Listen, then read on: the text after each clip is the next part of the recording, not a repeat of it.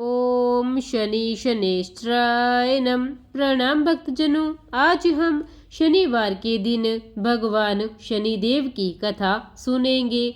शनि की दशा को दूर करने के लिए यह व्रत किया जाता है। शनि स्तोत्र का पाठ भी विशेष लाभदायक सिद्ध होता है। आइए हम इस कथा का रसपान करते हैं। एक समय सूर्य, चंद्रमा, मंगल, बुध, बृहस्पति, शुक्र, शनि, राहु और केतु, इन ग्रहों में आपस में झगड़ा हो गया कि हम सब में से सबसे बड़ा कौन है। सब अपने आप को बड़ा कहते थे। अब जब आपस में कोई निश्चय न हो सका तो सबके सब आपस में झगड़ते हुए इंद्रदेव के पास गए और कहने लगे कि आप सब देवताओं के राजा हो, इसलिए आप हमारा न्याय करके बतलाइए कि हम नवग्रहों में सबसे बड़ा कौन है। राजा इंद्र इनका प्रश्न सुनकर घबरा गए और कहने लगे कि मुझ में यह सामर्थ्य नहीं है जो किसी को बड़ा या छोटा बतलाऊं।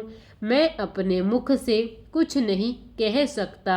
हाँ, एक उपाय हो सकता है कि इस समय पृथ्वी पर राजा विक्रमादित्य दूसरों के दुखों का निवारण करने वाला है, इसलिए तुम सब मिलकर उन्हीं के पास जाओ, वही तुम्हारे दुखों का निवारण करेंगे।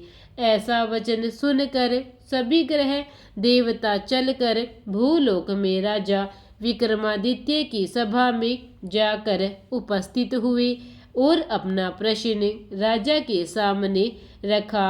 राजा उनकी बात सुनकर बड़ी चिंता में पड़ गए कि मैं अपने मुख से किसको बड़ा और किसको छोटा बतलाऊं। जिसको छोटा बतलाऊंगा वही क्रोध करेगा। परंतु उनका झगड़ा निपटाने के लिए एक उपाय सोचा। उन्होंने सोना, चांदी, कांसा, पीतल, शीशा, रागा, जस्ता, अभ्रक और लोहा, नवों धातुओं के 9 आसन बनवाए। सब आसनों को क्रम से, जैसे सोना सबसे पहले और लोहा सबसे पीछे बिछाए गए। इसके पश्चात राजा ने सब ग्रहों से कहा कि आप सब अपने अपने सिंहासनों पर बैठिए। जिसका आसन सबसे आगे है वह सबसे बड़ा है और जिसका आसन सबसे पीछे वह सबसे छोटा जानिए। क्योंकि लोहा सबसे पीछे था और वह शनिदेव का आसन था, इसलिए शनिदेव ने समझ लिया कि राजा ने मुझको सबसे छोटा बना दिया है। इस पर शनि को बड़ा क्रोध आया और वह राजा को कहने लगा कि तू मेरे पराक्रम को नहीं जानता। सूर्य एक राशि पर 1 महीना, चंद्रमा 2.25 महीना और 2 दिन, मंगल 1.5 महीना, बृहस्पति 13 महीने, बुध और शुक्र 1 महीने, परंतु मैं एक राशि पर 2.5 अथवा 7.5 साल तक रहता हूँ। बड़े बड़े देवताओं को भी मैंने भीषण दुख दिया है। हे राजन सुनो, राम जी को 7.5 आई और वनवास हो गया और रावण पर आई तो राम और लक्ष्मण ने सेना लेकर लंका पर चढ़ाई कर दी, रावण के कुल का नाश कर दिया। हे राजा, अब तुम सावधान रहना। राजा कहने लगा, जो कुछ भाग्य में होगा देखा जाएगा। उसके बाद अन्य ग्रह तो प्रसन्नता के साथ चले गए, परंतु शनिदेव बड़े क्रोध के साथ वहां से सिधारे।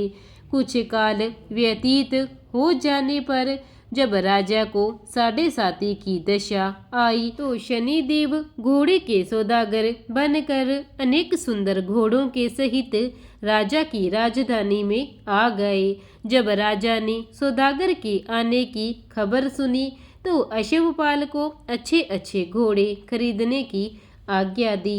अश्वपाल ऐसी अच्छी नस्ल के घोड़े देखकर और उनका मूल्य सुनकर चकित हो गया और तुरंत ही राजा को खबर दी।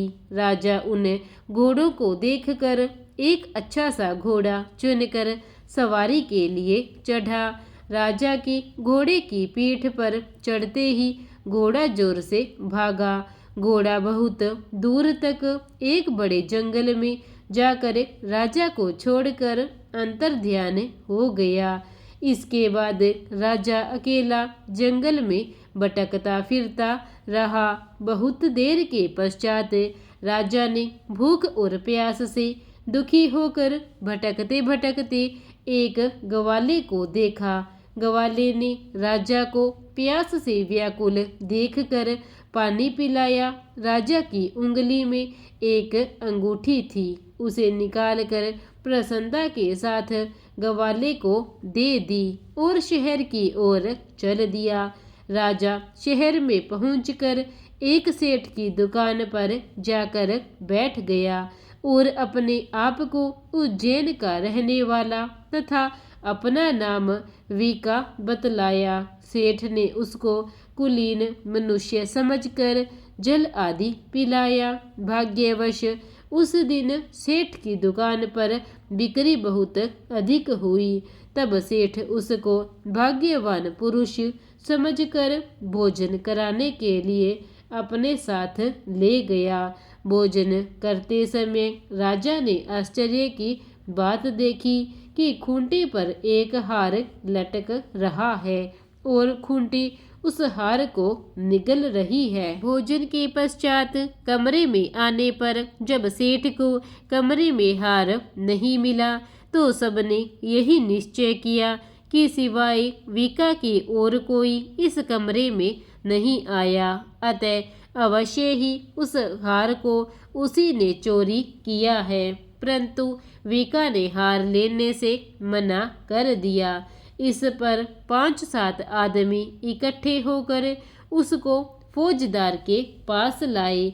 फौजदार ने उसको राजा के सामने उपस्थित कर दिया और कहा कि ये आदमी तो भला प्रतीत होता है, चोर मालूम नहीं होता, परंतु सेठ का कहना है कि इसके सिवाय और कोई घर में आया ही नहीं, अवश्य ही इसी ने चोरी की है। तब राजा ने आज्ञा दी कि इसके हाथ पैर काट कर चौरंगिया किया जाए।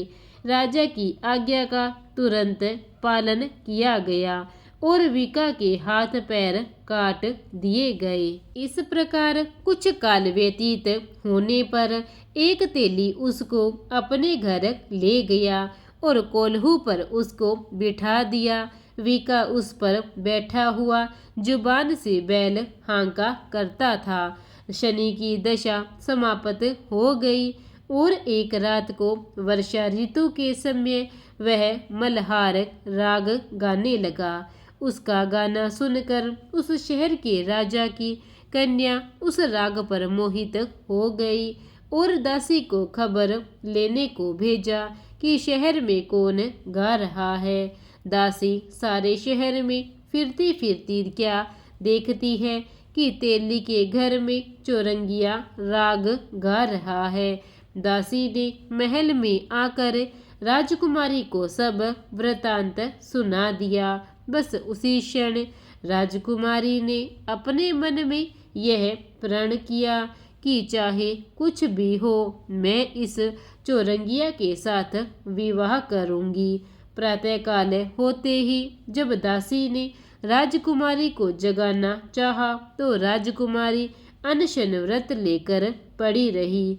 तब दासी ने रानी के पास जाकर राजकुमारी के न उठने का वृतांत कहा। रानी ने तुरंत वहां पर आकर राजकुमारी को जगाया और उसके दुख का कारण पूछा। तो राजकुमारी ने कहा कि माताजी, मैंने यह प्रण कर लिया कि तेली के घर में जो चौरंगिया है उसी के साथ विवाह करूंगी। माता ने कहा, पगली, यह क्या बात कर रही है? तेरा तो किसी देश के राजा के साथ विवाह हो जाएगा। कन्या कहने लगी कि माताजी, मैं अपना प्रण कभी नहीं तोड़ूंगी। माता ने चिंतित होकर यह बात राजा को बता दी। जब महाराज ने भी आकर यह समझाया कि मैं अभी देश देशांतर में अपने दूत भेजकर सुयोग्य रूपवान एवं बड़े से बड़े गुणी राजकुमार के साथ तुम्हारा विवाह करूंगा, ऐसी बात तुमको कभी नहीं विचारनी चाहिए। कन्या ने कहा, पिताजी मैं अपने प्राण त्याग दूंगी, परंतु दूसरे से विवाह नहीं करूंगी। इतना सुनकर राजा ने क्रोध से कहा, यदि तेरे भाग्य में ऐसा ही लिखा है तो जैसी तेरी इच्छा हो वैसा ही कर। राजा ने तेली को बुलाकर कहा कि तेरे घर में जो चौरंगिया है उसके साथ मैं अपनी कन्या का विवाह करना चाहता हूँ। तेली ने कहा कि यह कैसे हो सकता है, कहाँ आप हमारे राजा और कहाँ मैं एक नीच तेली। परंतु राजा ने कहा कि भाग्य के लिखे को कोई नहीं टाल सकता, अपने घर जाकर विवाह की तैयारी करो। राजा ने उसी समय तोरण और बंदरवार लगाकर अपनी राजकुमारी का विवाह चौरंगिया बना विक्रमादित्य के साथ करा दिया। रात्रि को जब विक्रमादित्य और राजकुमारी महल में सोए होते हैं तो आधी रात के समय शनिदेव ने विक्रमादित्य को स्वप्न दिया कि राजा कहो मुझको छोटा बतलाकर तुमने कितना दुख उठाया। राजा ने क्षमा मांगी। शनिदेव ने प्रसन्न होकर विक्रमादित्य को हाथ पैर दे दिए। तब राजा ने कहा, महाराज मेरी प्रार्थना स्वीकार करें कि जैसा दुख आपने मुझे सौंप दिया है ऐसा और किसी को न दे। शनिदेव ने कहा कि तुम्हारी यह प्रार्थना स्वीकार है। जो मनुष्य मेरी कथा सुनेगा या कहेगा उसको मेरी दशा में कभी किसी प्रकार का दुख नहीं होगा, और जो नित्य ही मेरा ध्यान करेगा या चींटियों को आटा डालेगा उसके सब मनोरथ पूर्ण होंगे। इतना कहकर शनिदेव अपने धाम को चले गए। उसके बाद सुबह राजकुमारी की आंख खुली और उसने राजा के हाथ पैर सही सलामत देखे तो आश्चर्य को प्राप्त हुई। उसको देखकर राजा ने अपना समस्त हाल कहा कि मैं उज्जैन का राजा विक्रमादित्य हूँ। यह बात सुनकर राजकुमारी अत्यंत प्रसन्न हुई। प्रातःकाल राजकुमारी से उसकी सखियों ने पूछा तो उसने अपने पति का समस्त वृतांत कह सुनाया। तब सबने प्रसन्नता प्रकट की और कहा कि ईश्वर ने आपकी मनोकामना पूर्ण कर दी। जब उस सेठ ने यह बात सुनी तो वह विक्रमादित्य के पास आया और राजा विक्रमादित्य के पैरों पर गिरकर क्षमा मांगने लगा कि आप पर मैंने चोरी का झूठा दोष लगाया था, अतः आप मुझको जो चाहे दंड दें। राजा ने कहा, मुझ पर शनिदेव का कोप था, इसी कारण यह सब दुख मुझको प्राप्त हुआ। इसमें तुम्हारा कोई दोष नहीं। तुम अपने घर जाकर अपना कार्य करो। सेठ बोला कि मुझे तभी शांति होगी जब आप मेरे घर चलकर प्रीतिपूर्वक भोजन करोगे। राजा ने कहा कि जैसी आपकी मर्जी हो वैसा ही करें। सेठ ने अपने घर जाकर अनेक प्रकार के सुंदर भोजन बनवाए और राजा विक्रमादित्य की प्रीति भोज दिया। जिस समय विक्रमादित्य भोजन कर रहे थे, एक अत्यंत आश्चर्य की बात सबको दिखाई दी। जो खूंटी पहले हार निकल रही थी वह अब हार उगल रही है।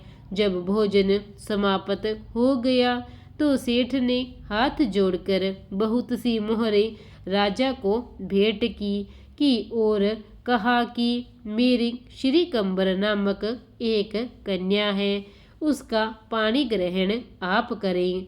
इसके बाद सेठ ने अपनी कन्या का विवाह राजा के साथ कर दिया और बहुत सा दान दहेज आदि दिया और इस प्रकार कुछ दिनों तक वहां निवास करने के पश्चात विक्रमादित्य ने शहर के राजा से कहा कि अब मेरी उज्जैन जाने की इच्छा है। फिर कुछ दिनों के बाद विदा लेकर राजकुमारी मनभावनी सेठ की कन्या श्री कंवरी तथा दोनों जगह के दहेज में प्राप्त अनेक दास दासी रथ और पालकियों सहित विक्रमादित्य उज्जैन की तरफ चल दिए। जब शहर के निकट पहुंचे और पुनर्वासियों ने राजा के आने का संवाद सुना तो समस्त उज्जैन की प्रजा अगवानी के लिए आई। तब बड़ी प्रसन्नता से राजा अपने महल में पधारे। सारे शहर में बड़ा भारी महोत्सव मनाया गया और रात्रि को दीपमाला की गई। दूसरे दिन राजा ने शहर में यह सूचना कराई कि शनिश्चर देवता सब ग्रहों में सर्वोपरि है। मैंने इनको छोटा बतलाया, इससे मुझको यह दुख प्राप्त हुआ। इस कारण सारे शहर में सदा शनिश्चर की पूजा और कथा होने लगी। राजा और प्रजा अनेक प्रकार के सुख भोगती रही। जो कोई शनिश्चर की इस कथा को पढ़ता है या सुनता है, शनिदेव की कृपा से उसके सब दुख दूर हो जाते हैं। शनिवार की कथा को व्रत के दिन अवश्य पढ़ना चाहिए और शनिवार के दिन तो अवश्य ही पढ़ना चाहिए। इसी प्रकार शनिदेव की यह कथा यहीं पर समाप्त होती है। प्रेम से बोलिए शनि महाराज की जय। प्रिय भक्तजनों, अगर आपको यह शनिदेव की कथा अच्छी लगी हो तो लाइक कीजिए, शेयर कीजिए और कमेंट में शनिदेव की जय अवश्य लिखिए। और अगर आपने चैनल को सब्सक्राइब नहीं किया तो सर्वप्रथम चैनल को सब्सक्राइब कर लीजिए। धन्यवाद।